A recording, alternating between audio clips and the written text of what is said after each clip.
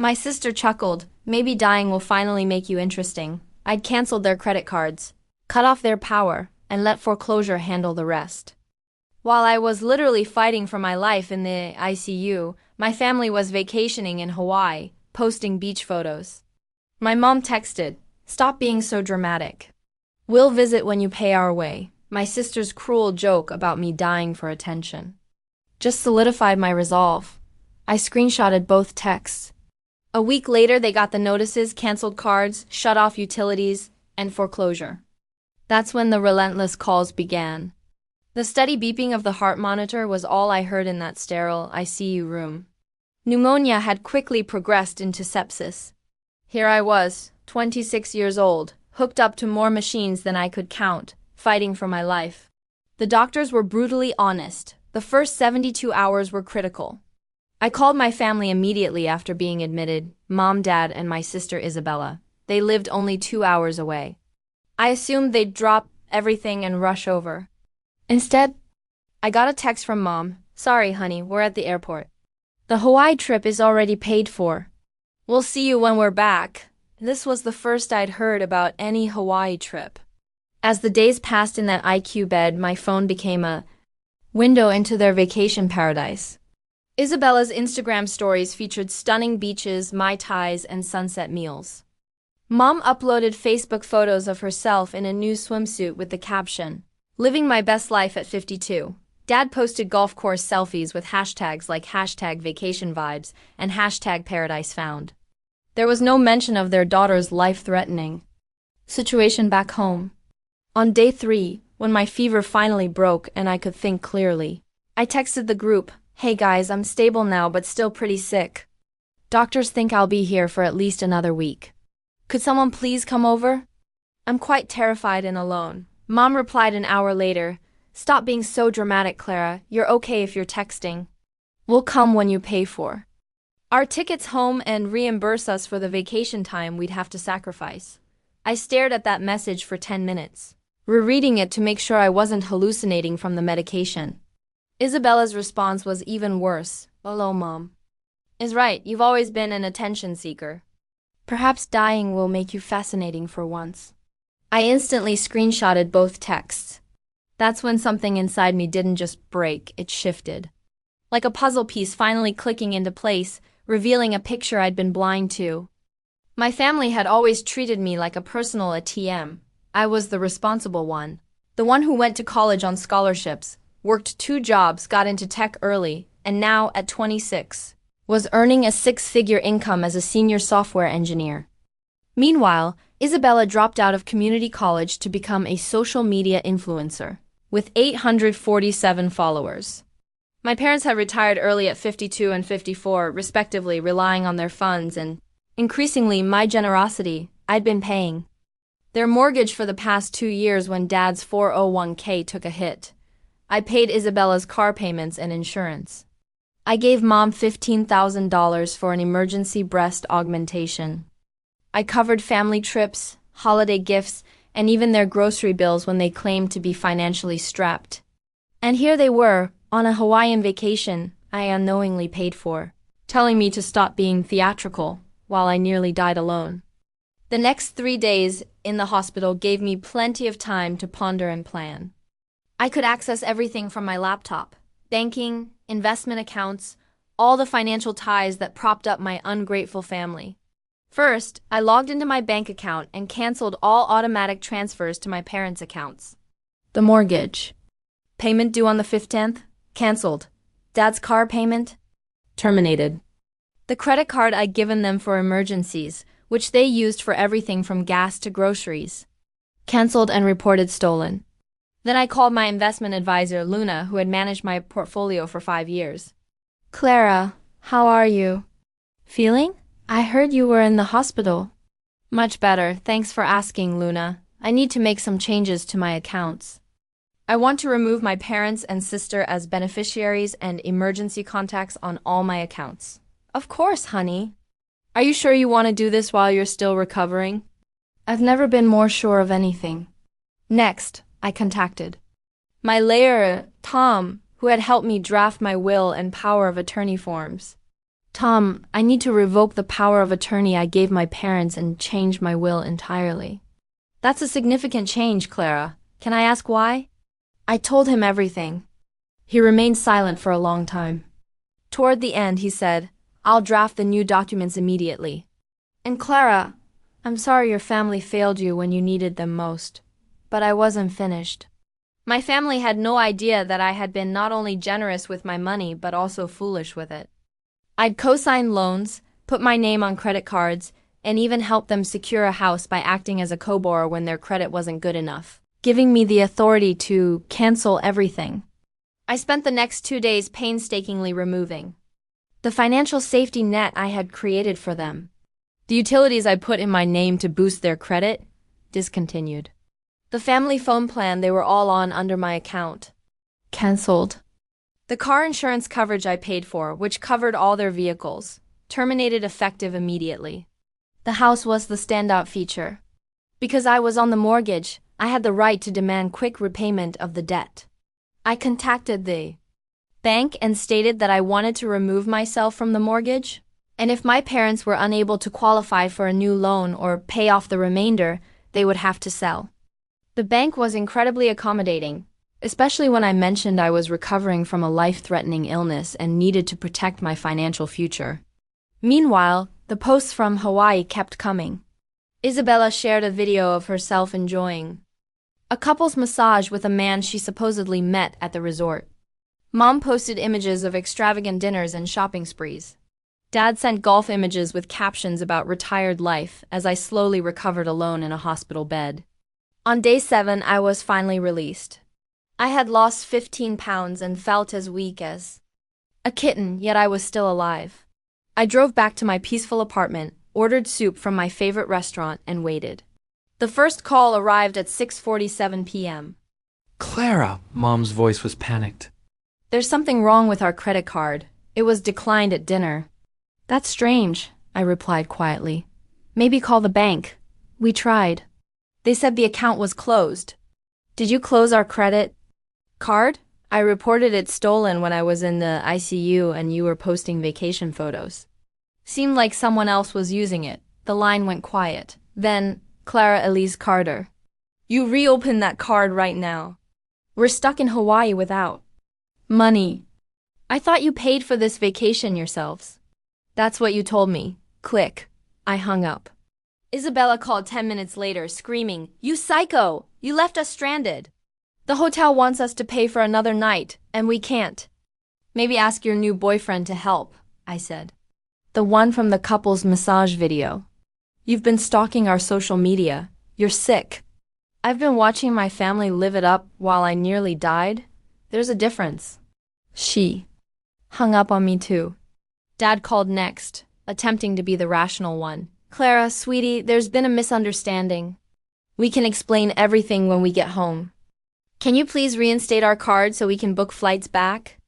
No misunderstanding, Dad. You chose a vacation over your daughter. Live with that choice. The calls continued throughout the night, each one more urgent than the last. I turned off the phone and slept better than I had in years. They made it home somehow.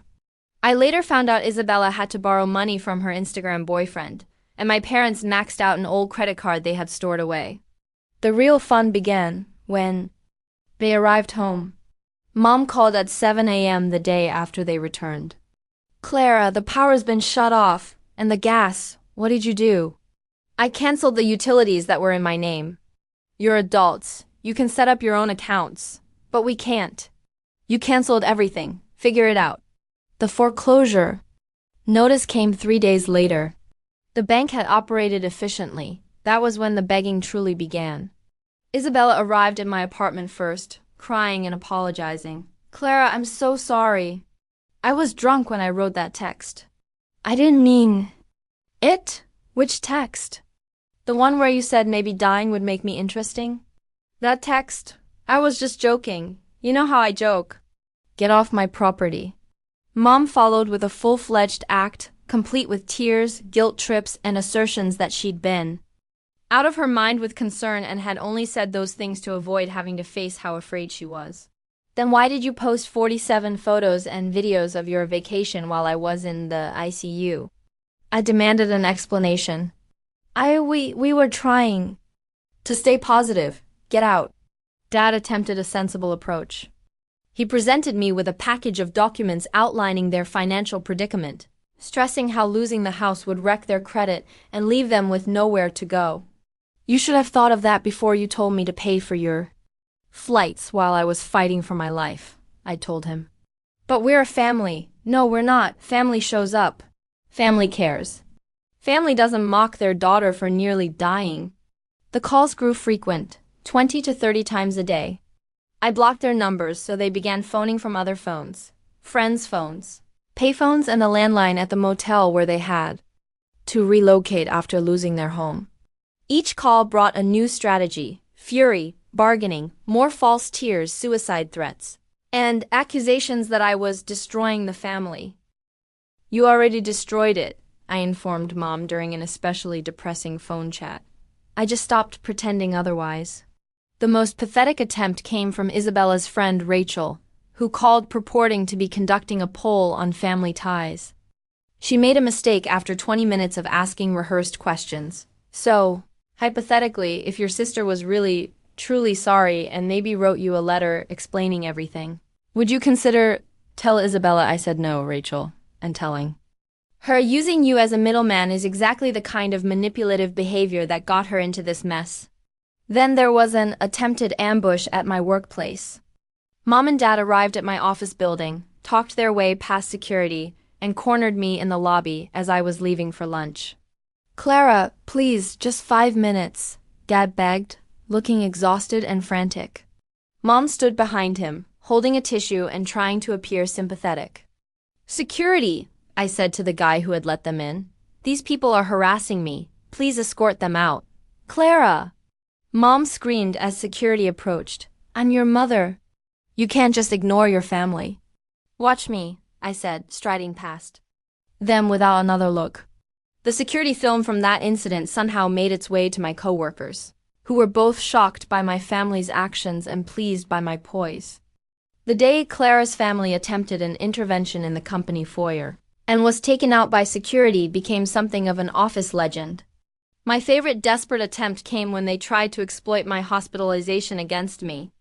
Isabella Shared a lengthy Instagram story about how I was mentally unstable following my sickness and that my erratic conduct was a cry for help. She stated that I was experiencing a breakdown and required family intervention. The post backfired catastrophically when several of my friends replied about their own hospital visits, noting how afraid and alone I was, how they gave me food, books, and comfort, while my family posted vacation photographs. Bella's admirers began to connect the dots, and the comment section devolved into a scathing critique of her character. She removed the post within hours, but not before I screenshotted the entire thing. They were also facing increasing financial pressures.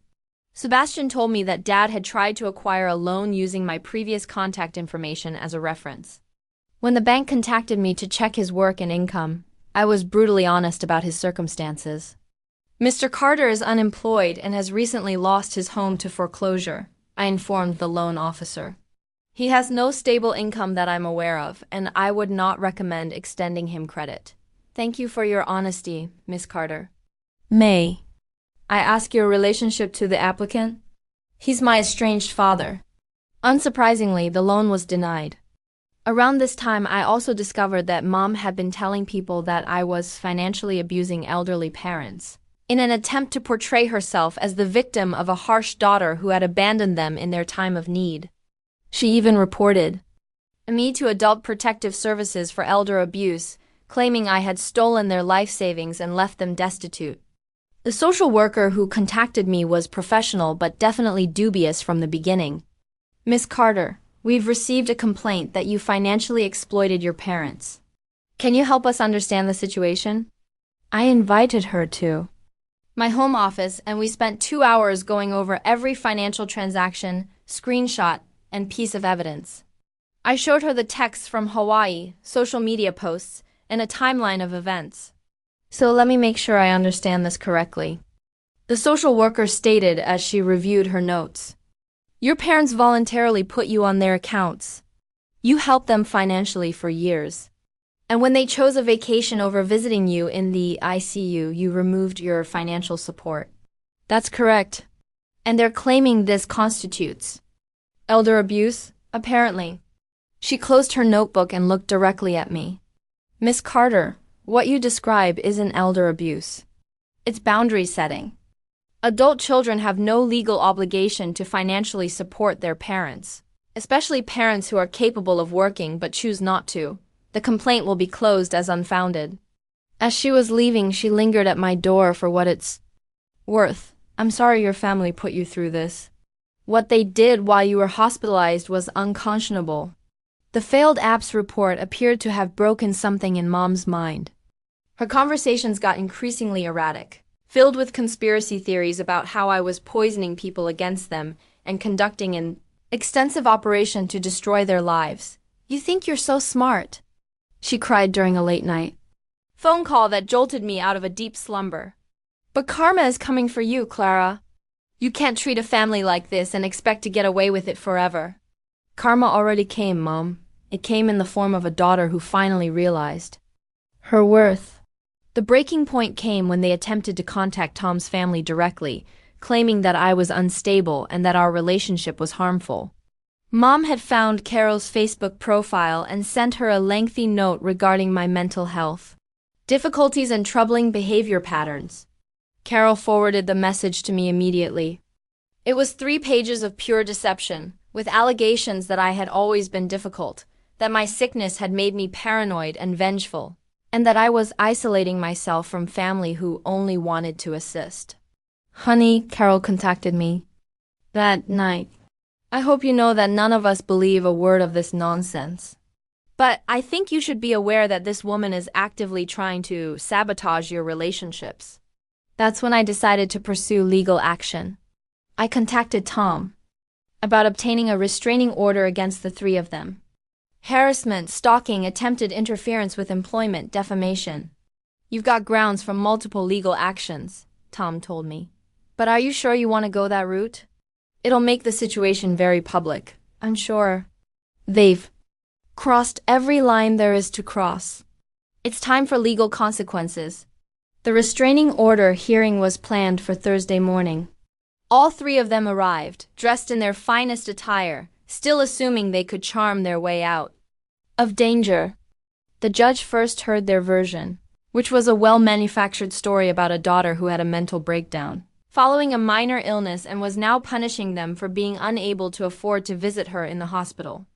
I then submitted my proof, which included screenshots of the Hawaii vacation posts, copies of the harsh texts, documentation of the harassment, the workplace ambush, the bogus APS report, and attempts to damage my relationships. Your Honor, I said, reciting my prepared statement, these people didn't just abandon me when I nearly died. They mocked me for it.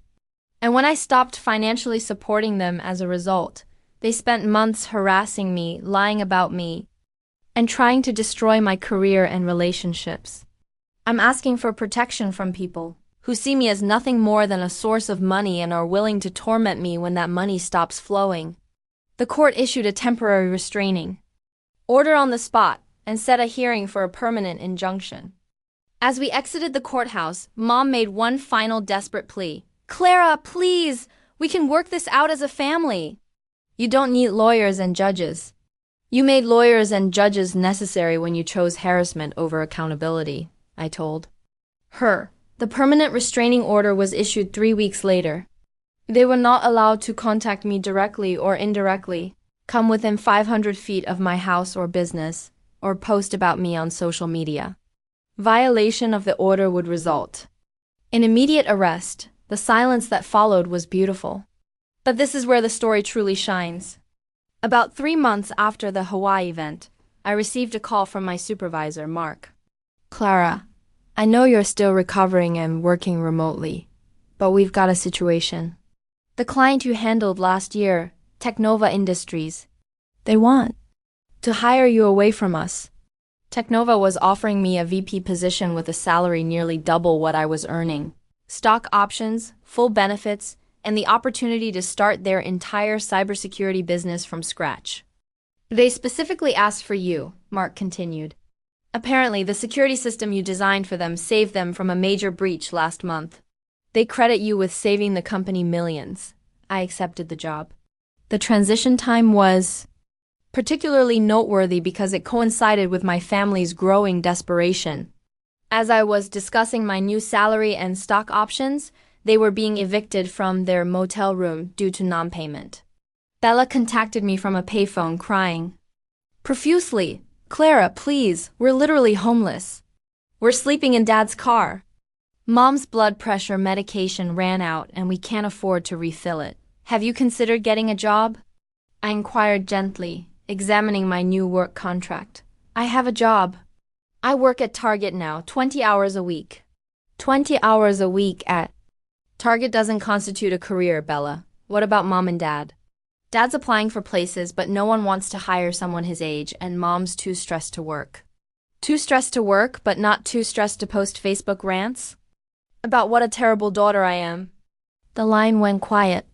They hadn't understood I could still view Mom's public posts. That's different. She's just venting because she's upset. She's spreading lies about me to strangers on the internet while claiming she can't work due to stress. The math doesn't add up, Bella. My first day at Technova was everything I hoped for. I had a corner office, a team of 12 excellent engineers, and a budget that left my mind spinning. During my welcome lunch with the executive team, the CEO personally praised me for the work I had completed as a contractor. "Clara, I want you to know that your security protocols didn't just save us money, they saved jobs. When hackers tried to breach our system last month, your safeguards held. Without them, we would have lost client data, faced lawsuits, maybe even gone under. You literally saved this company." That afternoon, a reporter from Tech Weekly messaged me on LinkedIn, asking for an interview about cybersecurity trends. My achievement was becoming obvious in ways that would not have been conceivable if I had continued to cater to my family's every desire.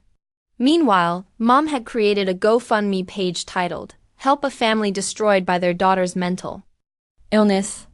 The description portrayed me as an unstable individual who had a breakdown after being hospitalized and then abandoned my loving family. What she didn't expect was that I had professional connections in the tech industry, and some of them knew my name from her campaign. They began posting screenshots in professional Slack channels, not to mock me, but to express outrage at what she was attempting to accomplish. Within 48 hours, Mom's GoFundMe page was inundated with comments from coworkers, past clients, and industry contacts. They revealed their own experiences working with me, defended my character, and denounced the effort as manipulative deception. Clara Carter is one of the most professional and competent engineers I've ever worked with. This campaign is disgusting. Senior developers at Microsoft. I worked with Clara on 3 major projects. She is brilliant, kind, and absolutely not the person described here. This is clearly a scam. Chief Technology Officer of a startup company. Clara saved our company from a devastating cyber attack. Her family should be proud, not exploiting her online. Shameful. CEO of Data Secure. The comments section became a public testament to my integrity and professional accomplishments. Mom erased the GoFundMe page after a week, but not before. Numerous people screenshotted it and posted it in tech forums as an example of family manipulation. By month 6 at Technova, I was succeeding beyond my wildest expectations. I had created security measures for 3 big companies, spoken at 2 industry conferences, and been featured in a Forbes piece on forward-thinking women in cybersecurity. The Forbes article featured a photograph of me in my office, appearing confident and competent. The caption noted my recent promotion to vice president and my groundbreaking work in corporate security. Dad called from yet another mysterious number after the piece was published. "Clara, I saw the article. I'm proud of you. Are you calling to congratulate me or to ask for money?" A long pause. "We really are struggling, honey. Just a small loan to help us get back on our feet." There it is. I hung up. The irony was not lost on me. As my career rose to new heights, their situation deteriorated. It was like seeing two trains on different tracks, one speeding toward achievement and the other careening into calamity. My social life was also booming. I had more energy for friendships, hobbies, and dating now that I wasn't constantly stressed out about my family crisis. I joined a hiking group and made friends with other professionals with similar interests. I started taking cooking classes and learned that I enjoy entertaining. When Tom and I became serious, I was open about my family status from the start. I anticipated it to scare him away. Most people cannot contemplate fully breaking off their biological family. Instead, he listened to the entire story and stated, "Clara, what you did took incredible strength. Most people stay trapped in toxic family dynamics their whole lives because they can't imagine another way. You chose yourself, and that's not selfish, it's healthy." His family's attitude was equally supportive. When I anxiously explained why my parents wouldn't be attending family dinners, Carol quickly remarked, "Their loss is our gain. We get you all to ourselves." The difference was startling. Tom's family involved me in everything. Holiday planning, family photos, and even fights over where to go on vacation. They treated me as if I had always been a member of the family, but my original family treated me like an ATM with a pulse. Around this time, I began receiving stories from various sources regarding my family's ongoing troubles. Sebastian would periodically phone with updates, not because I asked, but because he believed I should be aware of how my decisions were playing out. "Bella got fired from Target for excessive tardiness and attitude problems," he told me during one contact. "She's trying to restart her influencer career, but with only 200 followers left. Most people unfollowed her after that post about you being mentally ill. And your parents? Your dad finally got a job at Home Depot part-time. Your mom is working at a call center, also part-time. They're sharing a studio apartment and arguing constantly about money." I felt nothing when I heard this. There was no satisfaction or regret, only utter emotional detachment. They were strangers now, individuals I used to know who had made their own decisions and were dealing with the repercussions. The most telling update arrived a year later. Sebastian called and informed me that Mom had been arrested for shoplifting at a supermarket. She tried to steal makeup and some fancy cheese, he admitted, evidently embarrassed to share this knowledge. When they caught her, she had a complete meltdown in the store, screaming about how her daughter had ruined her life and driven her to this. Did she mention that her daughter was in the ICU while she was vacationing in Hawaii? Actually, yes. She was yelling about how you were being dramatic about being sick, and that's why they went on vacation. The store manager's daughter had been in the intensive care unit with COVID last year, and he wasn't sympathetic to her story. The charges were subsequently dismissed, but the story became local news due to her outburst. "Local woman blames daughter for shoplifting arrest" was the headline that several people sent me. I didn't read the article, but the headline provided all the information I needed. Despite facing criminal charges, Mom continued to play the victim, refusing to accept responsibility for her actions. Within 6 months, I had made more money than I could have imagined. I purchased a magnificent property in the hills with a view of the city, got a dog, a golden retriever named Mochi, and began living my life for myself rather than for ungrateful family members who saw me as nothing more than a salary. What's the best part? I was truly happy. The stress of continuously worrying about my family's finances, being solicited for money, and being taken for granted was gone. I felt lighter, freer, and more like myself than I had in years. I also met somebody. Tom, the lawyer who helped me revise my will, had asked me out after I was fully recovered. We had been taking things slowly, but he was nice, thoughtful, and respected my boundaries. He was equally outraged by how my family had treated me and agreed with my choice to cut them off totally. "You don't owe toxic people your life force just because you share DNA," he informed me one evening as we sat on my new veranda, watching the sunset with Mochi by our feet. A year after the Hawaii event, I ran into my father at a grocery store. He appeared older and worn down. He was utilizing coupons to shop the sales section. "Clara," he said gently, "you look good, healthy." "I'm healthy and happy. I'm glad." He paused. I want you to know. I know we messed up. I know we failed you when you needed us most. I don't expect forgiveness, but I wanted you to know that I understand now what we lost. It was the first time I had received a sincere apology from any of them. Thank you for saying that, I said. But understanding what you lost doesn't undo the damage you caused? He nodded sadly. I know, I hope someday you might give us a chance to show we've learned from this. Maybe someday, I answered, doubting it. But right now I'm focused on the family I'm building with people who actually care about me. As I walked away, I felt something unexpected, pity.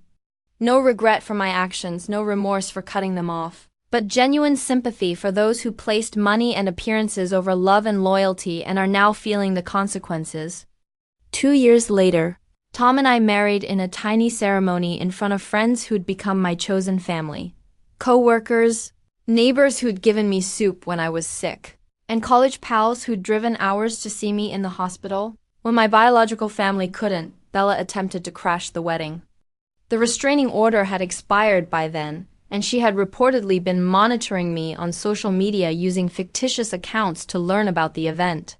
Security escorted her out before she could cause a scene, but not before she screamed loudly.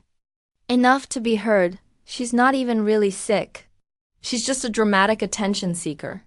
The irony was not lost on anybody. Here was a lady who had based her entire identity on social media attention, labeling someone else theatrical, Carol.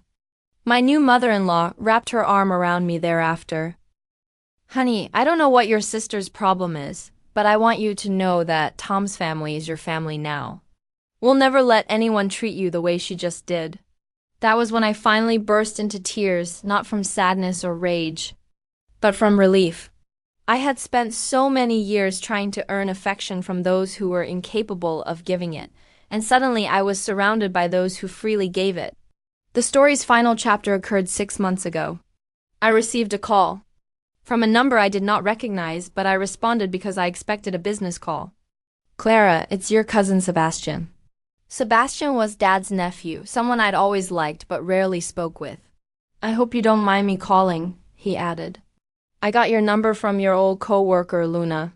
I wanted to reach out because, well, I think you should know your mom's been telling everyone who will listen that you abandoned the family when they needed you most. She's been spreading the story about how you got a little sick and then cut them off, financially to punish them for not visiting immediately. My blood boiled. A little unwell, is that exactly what she is saying? But Clara, he replied, I wanted you to know that not everyone believes her. Some of us remember the photos they posted from Hawaii while you were in the ICU. Some of us think what you did was exactly what they deserved. Thank you for telling me, Sebastian. There's more. They're not doing well. Bella is working at a retail store and living in a studio apartment. Your parents are renting a room from someone, and your dad's working at a hardware store. Your mom, she's been asking family members for money using the same story about how you abandoned them, and no one's giving her anything. Word gets around, you know? People remember how they treated you. After I hung up, I reflected on this for a long time. Part of me felt vindicated. They were now facing the repercussions of their conduct. But primarily, I didn't feel anything. They were strangers to me now, people I used to know who had made their decisions and were living with the consequences. I never reached out to them again. I never forgave them or attempted to repair the connection. Some people could describe it as frigid or merciless. I call it self-preservation, because while I nearly died alone, while my family vacationed in paradise, I learned that some people just regard you for what you can give them, not who you are. And the moment you stop providing, their actual nature becomes obvious. I discovered that creating limits isn't harsh. It's essential. I discovered that blood does not automatically make someone family. And removing toxic individuals from your life, including relatives, can be the healthiest thing you ever do for yourself. Most significantly, I realized I deserved better. I deserved to be surrounded by individuals who would drop everything to be by my side in a crisis, rather than people who would mock me for almost dying. Today I am 29 years old. I am married to a man who loves me absolutely. I have a job I love, a home I enjoy, and a puppy who greets me as if I'm the most important person in the world every time I walk through the door. I have friends who check on me when I'm unwell, who celebrate my accomplishments without jealousy, and who encourage my aspirations without demanding anything in return. My mother-in-law calls me her daughter, and she means it. I've selected a family who will go to any length to aid me if I ever need it again. And occasionally, as I sit on my veranda at twilight with Tom and Mochi, watching the city lights glitter below us, I remember that fearful, lonely girl in the ICU bed battling for her life while her family posed for vacation photos. I think about how she screenshotted those horrible texts and made a decision that changed everything. I smile because she picked herself. Finally, after years of putting others first, she picked herself, and it made all the difference. The weird thing about revenge is that the best type does not involve harming those who have wronged you. It's about creating a life so fulfilling that their absence is a blessing rather than a loss. They assumed losing me wouldn't be a huge issue. They expected me to return, checkbook in hand, pleading for forgiveness. Instead, they lost the greatest thing that had ever happened to them, and I got the life I always wanted but was too busy caring for them to know I didn't have. That is a trade I will make every time.